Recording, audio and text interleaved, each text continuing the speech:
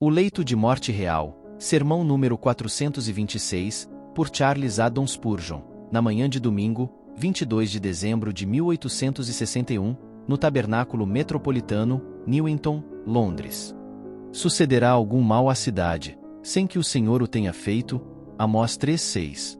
Nesta manhã, não lidaremos com a questão do mal moral, e, de fato, com o assombroso mistério da origem do mal moral, não lidamos hora nenhuma. Podem ter existido alguns que especulam sobre esta matéria, os quais, como Sadraque, Mesaque e Abednego, conseguiam andar em meio ao fogo ilesos, mas a maioria dos homens que se aventuraram próximos à boca desta inflamada questão tiveram o mesmo fim dos guardas de Nabucodonosor: caíram, destruídos pela influência explosiva de seu calor.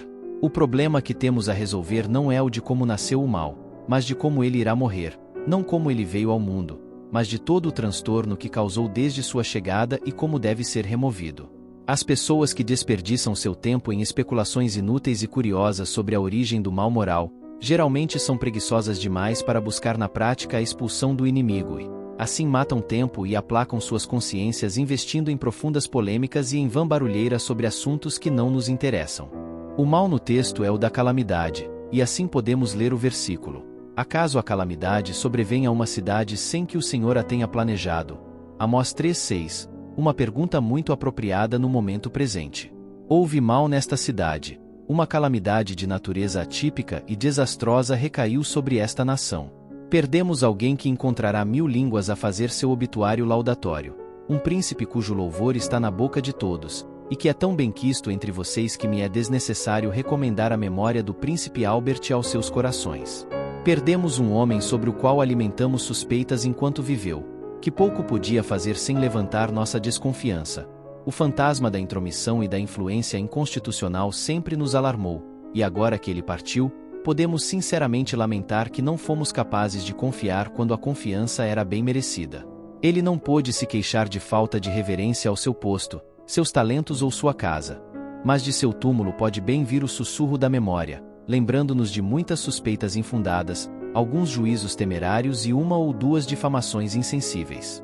Me agradou uma observação feita por um grande jornal no sentido de que a remoção do príncipe consorte poderia sugerir profundo pesar para nossa pobre homenagem e comedido respeito. Ele não mereceu nada de nós senão o bem. Postado na posição mais perigosa, seu pé não resvalou. De pé, onde a menor interferência teria deflagrado uma tempestade de ódio contra sua cabeça, ele prudentemente se recolheu, e deixou as questões públicas de lado, tanto quanto possível. Observando a natureza de nosso governo, e a posição do trono em nossa Constituição, devo dizer, em verdade é uma grande calamidade a perda de tal marido para tal rainha. Tão duro é este mal, que nossos corações atribulados são encobertos com a sombra de outros males, dos quais este pode ser o triste arauto. Com Davi, dizíamos: minha montanha permanece firme e não será abalada. Salmo 125:1, citado não literalmente. E um terremoto começa, a montanha treme, grandes rochas despencam, o que mais virá? Esperávamos guerra, mas nada nos preparou para um funeral real. Aguardávamos com apreensão as lutas no estrangeiro, mas não perdas em casa. E agora, sentimos que uma pedra de alicerce da casa real foi retirada, e esperamos com pesar e temor o que virá depois, e depois, e depois. Temos muita fé em nossa Constituição, mas se não tivermos ainda mais fé em Deus, estaremos reféns do medo de que a saída de um alto ministro, de algum outro grande homem de posição em nossa comunidade, nos deixará desolados, sem socorro neste mundo. Não é a queda da venerável coluna, apenas, que nos entristece. É o dedo profético apontando para outras partes do edifício que nos enche de maus agouros, temendo o tempo em que muitas nobres colunas tombarão ao chão. Nem é só este, e nem é este o maior de nossos pesares. Sentimos ser este um mal sobre a cidade, porque a perda de um pai para seus filhos, não filhos quaisquer, príncipes aos quais nenhum homem poderia instruir como poderia um pai. Príncipes em cujos ouvidos raramente entrariam bons conselhos, senão pela voz de um pai. Príncipes e princesas que precisavam de seu prudente conselho, dirigindo-os através das várias provações de sua infância, torcendo por eles ao enfrentarem as batalhas da vida. Foi levado aquele que, juntamente com a rainha Vitória, tão bem os treinou, e o que sua perda significará para seu caráter no futuro, só o tempo dirá. Mais do que isto, E aqui tocamos a mais sensível corda, e mais nos achegamos ao coração do mal. Sua Majestade perdeu seu amado marido, seu único amigo igual, seu único confidente, seu único conselheiro em seu mundo privado. Exceto por seus filhos, ela perdeu tudo em um só golpe, e neste dia ela está mais viúva do que a mais pobre viúva deste reino.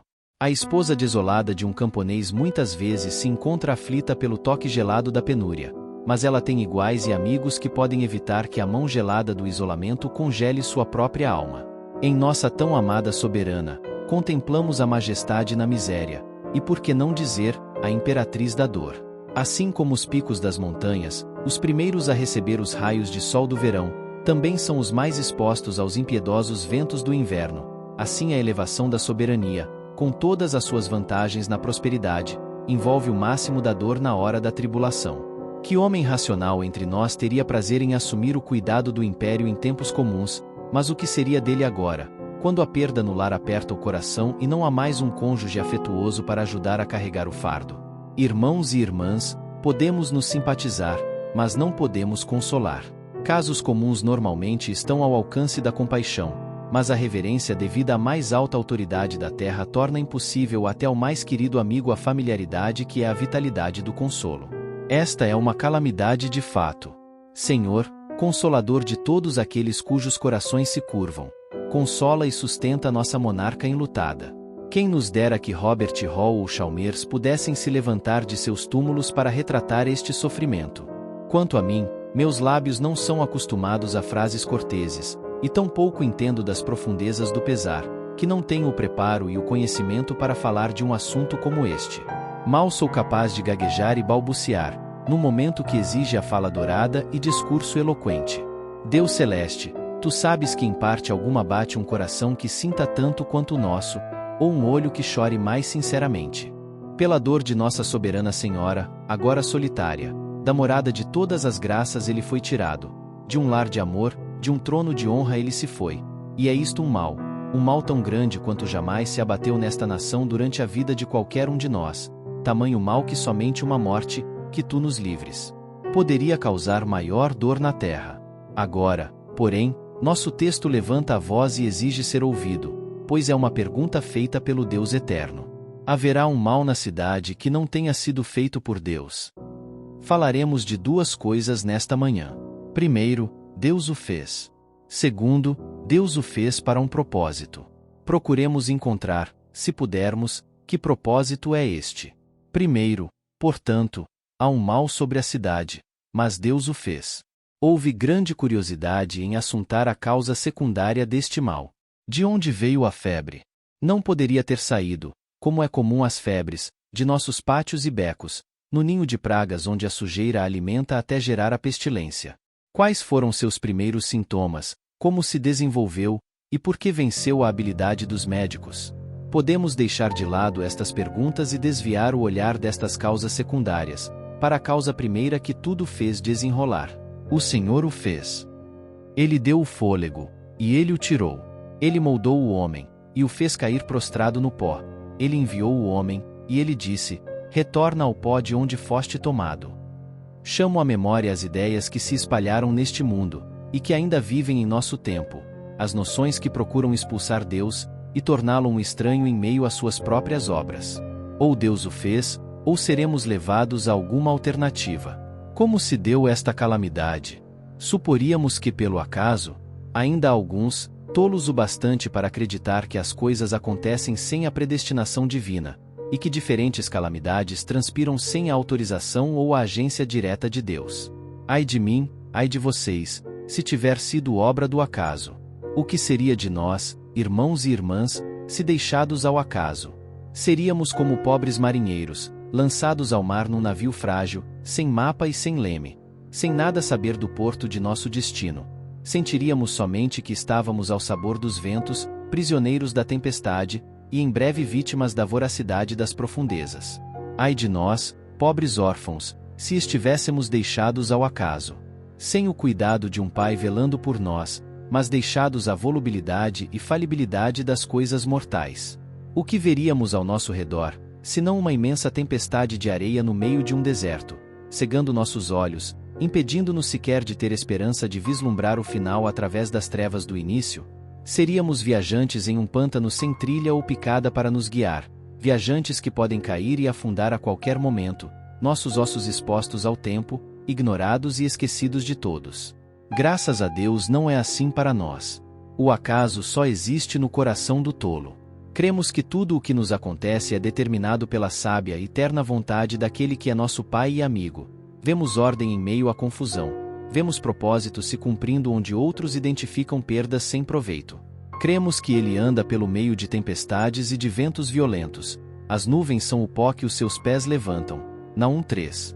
Alguns, por outro lado, vão ao outro extremo, também se esquecendo de seu Deus.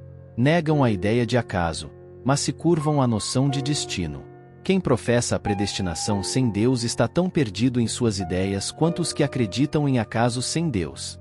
Pois o que é o destino de alguns? Lembra-me de uma daquelas máquinas gigantescas usadas em minas de chumbo, nas quais duas engrenagens ficam girando o tempo todo, quebrando as pedras trazidas do poço. As pedras primeiro estão a certa distância uma da outra, mas são trazidas cada vez mais perto da boca voraz das grandes engrenagens, até que afinal são esmagadas e moídas. Esse é o destino, na imaginação de alguns. Ou, para usar outra ilustração, é como a grande carruagem de Jagannath, movida por uma força irresistível. E ela vem, esmagando, moendo e nivelando tudo sob suas rodas, corpos ensanguentados em seu rastro. Desta horrível carruagem do destino, ninguém pode escapar, ninguém sequer tenta. Estão de mãos e pés atados, enfileirados em seu caminho, e, ao chegar a hora, as rodas tornam os pobres coitados em pó. Bem, eu dou graças a Deus porque, embora acredite na predestinação, eu conheço a diferença entre ela e Satanás traga males sobre nós. Talvez ele arraste homens para os seus túmulos. Talvez ele possa cortar a linha da vida. Talvez ele seja o gênio do mal no mundo e guardião das portas da morte. Irmãos e irmãs, precisamos retirar essa ideia de uma vez por todas de nossas mentes. Afaste-se, viu o rei dos erros. Você é o príncipe do ar, mas não é o rei dos reis, nem é o rei da morte. Não estão em seu cinto as chaves, nem de seus lábios gangrenados pode sair a frase prepare-se para encontrar sua perdição. Nem por seus dedos imundos somos arrancados de nossas casas e de nossos tronos, nem por sua crueldade somos entregues a dias sombrios e maus. Sua mente despótica e tirana não tem poder de reinar sobre nós. Não. Jesus, tu derrotaste Satanás. Tu nos salvaste do temor da morte, porque destruíste aquele que tinha o poder da morte, a saber, o diabo. Uma legião de anjos não poderia nos arrastar para a sepultura, e você, espírito sombrio, não conseguirá nos aprisionar nela, pois a trombeta do arcanjo nos despertará de nosso sono. Não, não foi Satanás. Irmãos e irmãs, não vejam suas provas e tribulações como vindas do inferno. Satanás, por vezes, pode ser o instrumento de suas dores, mas elas ainda assim provêm de Deus. No cálice de nossas dores, não há uma gota sequer que não tenha sido servida pelo Pai. Amargo como possa ser, foi a mão de Deus que o serviu. A vara pode nos atingir, mas não é Satanás que a carrega. Pois, assim como o Pai corrige seus filhos, o Senhor corrige os que o temem. Mas, uma vez mais, um pensamento nos ocorre. Talvez a grande tentação dos tempos modernos seja acreditar tudo o que acontece às leis da natureza. Ora, isto pode satisfazer a filosofia, mas a teologia vai um pouco mais longe, e embora admita todas as leis que governam a matéria, ainda assim, ela afirma uma lei que é em si mesma completamente sem poder, que não o poder de cumpri-la. Ela pode ser uma lei ditando que tais e tais coisas devem ser feitas, mas que nunca o serão a menos que algum poder torne a lei eficaz. A ideia de alguns, na modernidade, parece ser a de que este mundo é como um grande relógio, a que se deu corda muitos e muitos anos atrás. De fato, alguns há que acreditam no movimento perpétuo, e até parecem ensinar que ele se deu corda sozinho. De modo a se livrar de Deus, e enviá-lo para o mais longe possível, eles voltam aos tempos primevos e concebem que, lá, as engrenagens foram postas em movimento, e uma quantidade suficiente de impulso foi dada ao sistema, de modo que agora ele se move por conta própria. Quanto a interposições divinas, nestas eles não creem. Milagres são, é claro, um absurdo, e tudo é deixado às leis ordinárias da natureza, havendo vitalidade suficiente no mundo, segundo alguns, para que o mundo siga seu próprio rumo, segundo certas regras e princípios. Bendito seja Deus, pois sabemos que isto não é verdade. Cremos que é nosso dever usar de todas as medidas sanitárias para remover a origem das doenças. Cremos que erram os que proclamam um jejum durante uma peste, quando melhor seria varrer as ruas. Cremos que erram os que apenas frequentam reuniões de oração quando deveriam estar derrubando barracos dilapidados e edificando habitações melhores. Entendemos que não são praticantes, nem mesmo entendedores das Escrituras, esses que preferem ficar de joelhos quando deveriam estar de pé a fiel serviço do próximo. Mas, ao mesmo tempo, sustentamos que foi o Senhor quem fez tudo, e que essas calamidades não nos sobrevêm a menos que Deus estenda sua mão, que é sua vontade remover homens pela morte, e somente pela sua vontade eles podem morrer.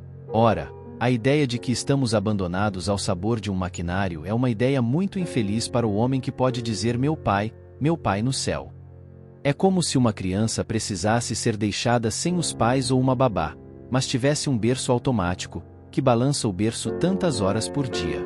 E quando é a hora de acordar a criança, ela o é pela máquina, e então já está pronto outro mecanismo para alimentá-la, e outro dispositivo para vestir a criança para dormir, e outra para colocar suas roupas para o dia.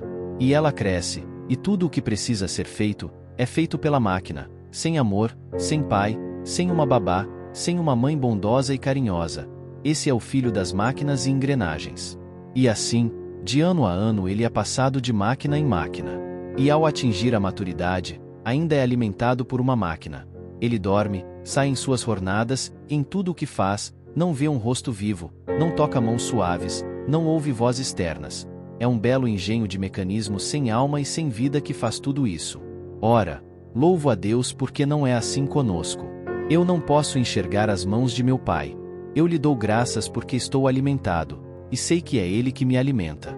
Eu sei que as leis da natureza contribuem para a preservação da vida, mas vejo os efeitos de sua presença em minha vida.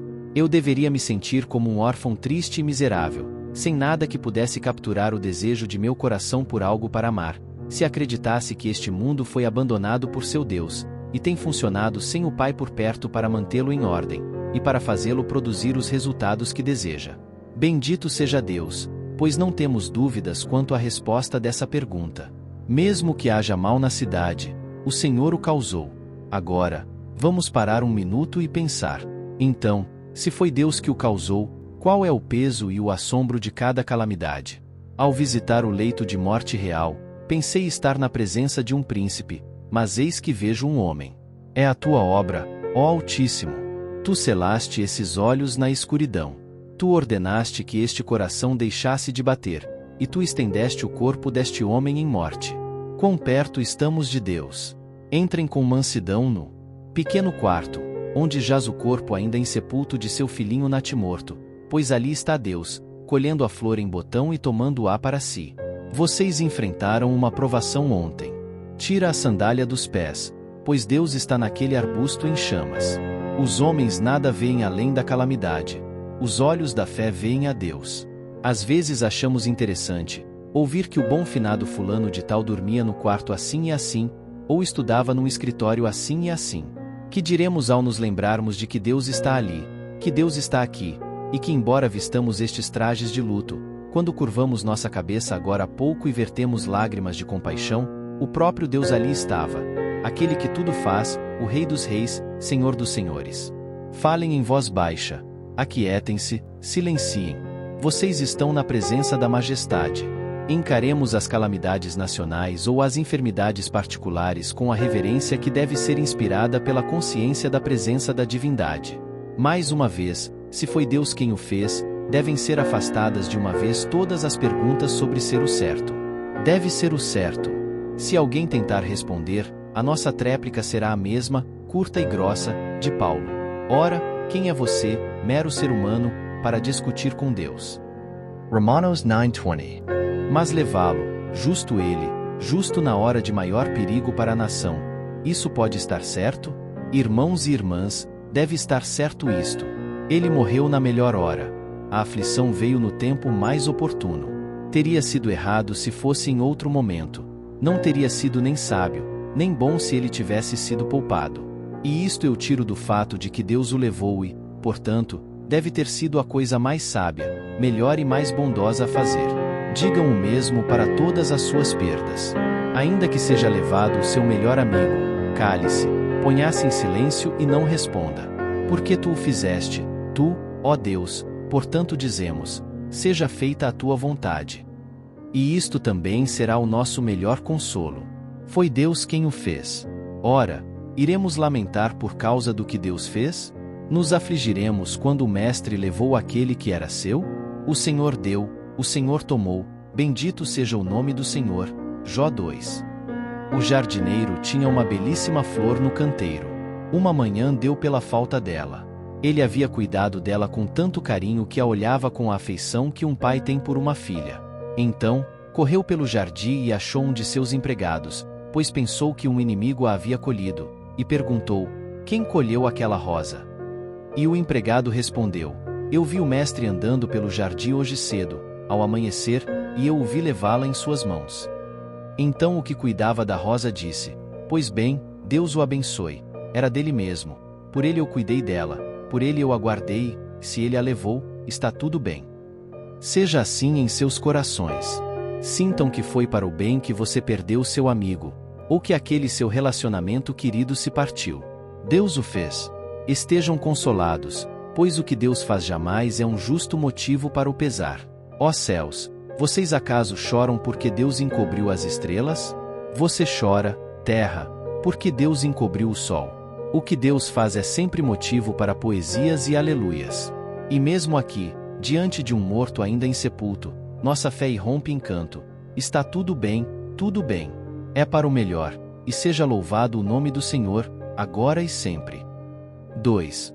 Agora peço a atenção de vocês por mais alguns minutos, apenas, enquanto passo pelo segundo ponto. Se Deus o fez, Ele o fez para cumprir algum propósito. Nem sempre nos é apropriado pedir as razões dos atos divinos, pois se Ele não nos presta contas de seus atos, não somos nós que devemos pedi-las. Essa afetação de piedade vazia, que leva mesmo crentes professos a chamar qualquer aflição de juízo, e considerar qualquer pessoa levada de forma súbita como um juízo sobre si ou sobre outrem, eu detesto de todo o coração. A imprensa infiel geralmente se apega nisto como o nosso ponto fraco. Não é o nosso ponto fraco. Não temos nada com isso. Os que falam assim não conhecem suas Bíblias. Aqueles sobre quem desmoronou a torre de Siloé, vocês acham que eram piores do que os outros? Estou enjoado da santarronice de parte do mundo religioso, que me vaiou quando eu disse, e repito, que um acidente de trem num domingo não é juízo, mas acontece no caminho comum da providência, e que não devemos buscar uma razão próxima e imediata para qualquer desses acontecimentos. Os juízos de Deus são imensamente profundos, não são qualquer poça d'água, a cujo fundo qualquer tolo pode descer. Sua cabeça perderá a coroa, seus mantos de púrpura darão lugar a um sudário, e seu palácio se confinará a um sepulcro. Os mortos, de seus túmulos, bradam: Príncipes, esta argila vos será por leito. A despeito de todas as vossas torres, a altiva, poderosa e majestosa fronte, jazerá tão baixa quanto a nossa. Vocês dirão, mas por que não levar uma pessoa comum? Porque não teria o mesmo efeito. Tu, ó Deus, falaste do castelo onde a bandeira, a meio mastro, proclama o luto, e tu disseste aos príncipes que devem ouvir, e aos czares, que devem escutar, eu sou Deus, e além de mim não há outro. Quanto a vocês, reis, seu fôlego está em suas narinas. Homens de posição são vaidade, onde estão para serem contados. Nós, a multidão, podemos ouvir sermões todo dia quando vemos nossos companheiros e iguais levados de nós pela morte. Mas estes, altos e poderosos, assentam-se em seus tronos como deuses no alto do Olimpo, e se não fosse pela morte em suas fileiras, poderiam se arrogar semideuses e exigir de nós culto. Está conspurcado o seu orgulho, ó império. Seu escudo está empenado e manchado, pois a morte, o arauto, desafiou a realeza de imperadores e reis e lançou por terra sua luva, desafiando os príncipes da terra. Vocês dormirão como seus servos e escravos, vocês morrerão como seus súditos. Xerxes faleceu, assim como os milhões que conduziu à morte. E assim vocês, poderosos, descobrirão que a morte avança em igual passo sobre o palácio do rei e a choupana do pobre. Mais do que isto, quem dirá quantos corações que viviam despreocupados em nossa corte, e tranquilos entre os lordes, terão de parar para pensar? Se alguma coisa os pode obrigar a fazê-lo, será isto. Os que se deslumbravam com o brilho do esplendor, e se perderam no ruído da pompa, ouvirão, ao menos esta vez, um sermão por um pregador que não ousarão desprezar, pois o próprio Deus lhes dirá: cortesãos, nobles, lords, eu tirei de vocês a sua cabeça, preparem-se para encontrarem seu Deus. E pode ser que, hoje, haja joelhos dobrados em oração que nunca se dobraram, e olhos chorando pelo pecado e pela morte hoje, e corações se partindo pela consciência da culpa, bem como pelo sentimento da perda. Difícil é ao homem rico entrar no reino dos céus, e assim a providência procura facilitá-lo. Não é fácil chamar a atenção dos que estão mergulhados na frivolidade e ocupações da vida da corte, mas isto os faz parar. A morte detém os convidados do casamento, enquanto com sua mão esquálida levantada, conta a história e os faz ouvir, e os cativa até o seu final. Pode ser que Deus queira trazer em nossa era alguém que se volte à Igreja de Deus hoje, como fez com Lady Huntingdon e Anne Erskine 100 anos atrás. Pode ser que ele esteja preparando hoje uma mulher que, como Ana da Boêmia, amiga dos primeiros reformadores, se torne promotora do Evangelho de Cristo, e que outros que, doutra sorte seriam forasteiros, emprestem sua influência e poder para a promoção de real santidade e os interesses vitais da humanidade. Acho que não estou dizendo coisas desvairadas. Podemos ver que Deus tem um propósito aqui. Além disso, penso que hoje Deus falou a nós como povo. Ele nos mostrou o quanto somos dependentes dele. Ele pode levar cada príncipe e cada nobre, cada ministro do gabinete e cada membro do conselho privado. Ele pode deixar este país como um navio sem mastro. Ele pode, se quiser, tirar a mão do leme e deixá-lo à deriva no mar, e ser envolvida pelas nuvens da guerra e o trovão do juízo. E todo o nosso estado pode naufragar como Nínive e a Babilônia da antiguidade, Reino Unido. Deus lhe abençoou, mas lembre-se de quem é o seu Deus, Inglaterra. Deus lhe honrou, mas não se esqueça de que é Deus quem te guarda, ó nação, tão sujeita a se orgulhar de sua própria força, hoje, em que você está vestida de pano de saco, com cinzas à cabeça, curve-se e diga: só o Senhor é Deus. Os escudos dos poderosos lhe pertencem, e a Ele, e Ele somente, sejam a glória e a honra, para sempre e sempre. Então, Ele nos falou a cada um como indivíduos. Ouço uma voz me dizer: pregador, inste a tempo e fora de tempo, seja ativo, sincero e fervoroso, pois o dia é curto e seu tempo em breve se esgotará. Ouço uma voz que lhes diz: oficiais da igreja, sejam diligentes no trabalho, fervorosos de espírito, servindo ao Senhor, pois logo a palidez da morte lhes alcançará, e ela porá as mãos geladas em suas cabeças, e os esticará em seus túmulos frios. Ouço uma voz falar ao povo sob meu cuidado: os membros desta igreja cristã, trabalhem enquanto é dia, pois vem a noite, quando ninguém pode trabalhar. E ouço uma nota solene, soando como sino fúnebre para todos vocês que não são convertidos, e eu a traduzo assim: preparem-se para encontrar o seu Deus, vocês que vivem despreocupados e tranquilos, preparem-se porque ele vem. Vocês, que vivem sossegados e não esquentam a cabeça a respeito da eternidade, preparem-se, porque ele vem. Beberrão, você que ama o prazer mais do que a Deus, prepare-se, porque ele vem. Blasfemador e xingador, se é que há algum aqui, prepare-se, pois ele vem. Ele, a quem você blasfemou, e cada um de vocês, se não estiverem em Cristo, se seus pecados ainda pesam sobre vocês, se nunca buscaram e encontraram a absolvição dos lábios de Deus, seu Pai, busquem-na, pois ele vem. Quando, na batalha de Balaclava, a tropa de soldados cavalgou até o Vale da Morte, deve ter sido pavoroso ver seus camaradas dando meia volta e batendo em retirada. Ouvir uma chuva de balas unindo nas orelhas, e os tiros acertando seus companheiros. Ver a estrada forrada de cadáveres, e as fileiras se estreitando e afinando. E o que tem sido a nossa vida, se não isto? Nossos companheiros de infância, onde estão? Os amigos da juventude, quantos caíram?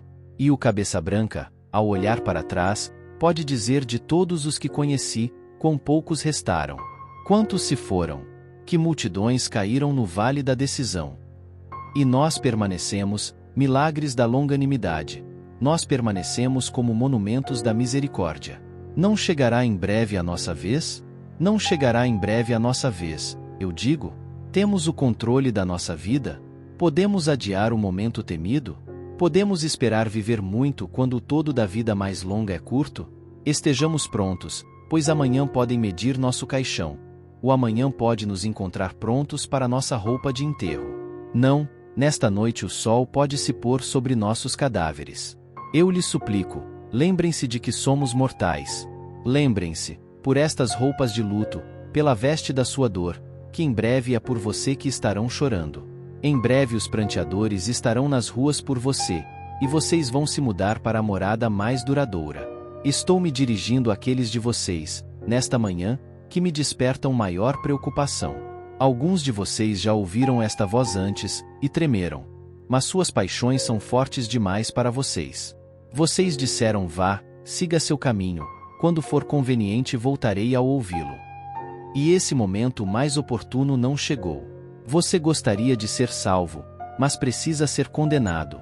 Você anseia por uma vida após a morte, às vezes, mas a fissura das velhas paixões, da bebedice, do vício, da corrupção, chega e você volta a elas, como o cão que volta ao próprio vômito, como a leitoa lavada que volta à lama. Eu falo a alguns, nesta manhã, que tremeram nesta casa ao ouvir a palavra pregada, e voltaram para casa, e se sentiram solenemente impressionados por um tempo. Então afastaram de si o anjo da misericórdia, desprezaram a própria salvação. E algumas vezes mais vocês o farão. Desprezarão suas próprias almas mais alguns dias, e então saberão, no leito de morte, que não menti para vocês, mas que falei a verdade de Deus. Que Deus os convença antes disso, antes que descubram, tarde demais, ao formar-se o tribunal, e o seu corpo, reunido à alma, se apresentar para o julgamento. Parcas e ralas como são minhas palavras, elas serão parte do relatório de que vocês foram chamados a pensar em seu fim, e a voltar-se para Deus. Pela morte e seus terrores, se desacompanhada da fé, pela ressurreição e os horrores que multiplicará, se morrerem sem perdão. Pelo juízo e sua terrível pompa, pela sentença e sua certeza eternal. Pela punição e sua agonia eterna, pelo tempo e eternidade, pela morte e pelo túmulo, pelo céu e pelo inferno, por Deus e pelas chagas do Salvador. Acordem, vocês que dormem. Acordem, antes que durmam o sono da morte. O caminho da salvação é proclamado uma vez mais. Quem crê no Senhor Jesus Cristo tem a vida eterna. João 3,36. Creia no Senhor Jesus e você será salvo. Atos 16:31. Na distante cruz ele verte seu sangue em sacrifício. Confie sua alma a ele, e ele lhe salvará. Coloque-a nas suas mãos e ele a guardará, e finalmente ele será responsável pela sua alma, e ele a apresentará, sem mácula ou ruga ou qualquer coisa do tipo. Efésios 5:27. Perante o trono de Deus, o Pai. Que o Senhor cele com sua bênção o que foi dito, e a ele toda a glória. Amém.